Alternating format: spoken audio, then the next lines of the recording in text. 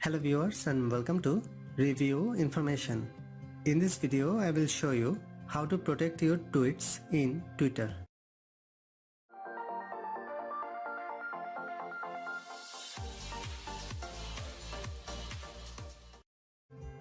Go to Twitter app from your apps list. Tap on your profile icon from the top left corner.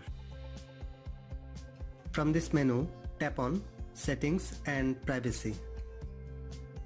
From Settings and Privacy, tap on Privacy and Safety.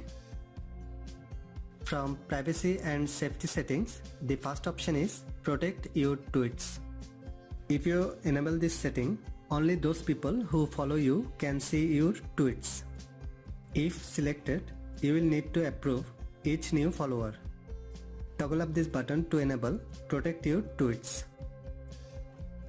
That's it.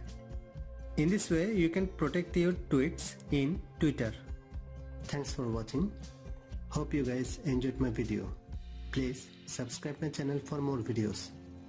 Goodbye.